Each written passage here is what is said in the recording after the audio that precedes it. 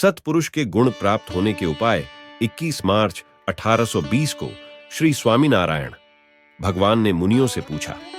कोई सत्पुरुष है जिन्हें इस लोक के सुख का तो मोह ही नहीं है, किंतु परलोक जो भगवान का धाम है तथा भगवान की मूर्ति है, उन्हीं में वासना बनी हुई है।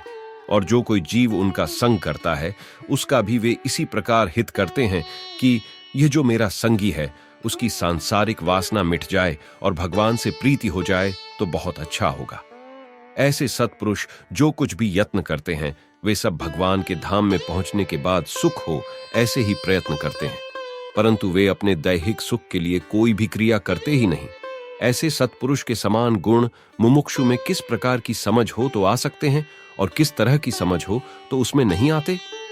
तब मुक्तानंद स्वामी ने कहा, जिन्हें इस लोक के सुखों की इच्छा नहीं है, ऐसे सत्पुरुष के प्रति देव बुद्धि हो तथा वे जो भी आज्ञा दें उन वचनों को सत्य मानकर तदनुसार आचरण करे, तब सत्पुरुष के गुण मुमुक्षु में आते हैं। और यदि ऐसा न हुआ तो सत्पुरुष के गुण नहीं आते। तब श्री स्वामीनारायण भगवान बोले, यह उत्तर तो ठीक है, परंतु इस तरह समझे तो महान सत्पुरुष के गुण मुमुक्षु के अंतर में सिद्ध होते हैं। उस समझ की रीति को बताते हैं, उसे सुनिए। जिन पुरुष को परमेश्वर के सिवा अन्यत्र कहीं भी प्रीति नहीं होती, उनके गुणों को मुमुक्षु इस प्रकार ग्रहण करता रहे कि ये पुरुष तो बहुत बड़े हैं और इनके आगे लाखों मनुष्य हाथ जोड़कर खड़े रहते हैं, फिर भी वे संसार के सुखों की लेश मात्र भी इच्छा नहीं करते हैं।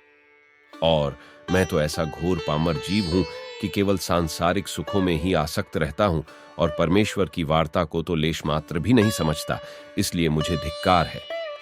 इस प्रकार की आत्मग्लानि करता हो तथा उस सत्पुरुष के गुणों को ग्रहण करता हो तथा अपने अवगुणों पर पश्चाताप करता रहता हो। तत्पश्चात ऐसे पश्चाताप करते करते उसके हृदय में वैराग्य उत्पन्न हो जाता है। इसके बाद उसमें सत्पुरुष जैसे गुण आते हैं। अब जिसके हृदय में सत्पुरुष के गुण बिल्कुल नहीं आते उसके लक्षण कहते हैं, उन्हें सुनिए।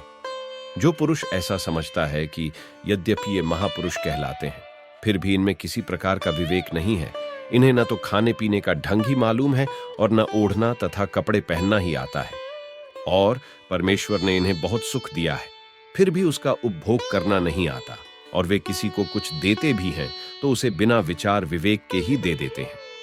इस प्रकार सत्पुरुष में ऐसे अनंत प्रकार के अवगुण ठहराता रहता है। ऐसे दुर्बुद्धि पुरुष में कभी सत्पुरुष के गुण आते ही नहीं। जय श्री स्वामीनारायण।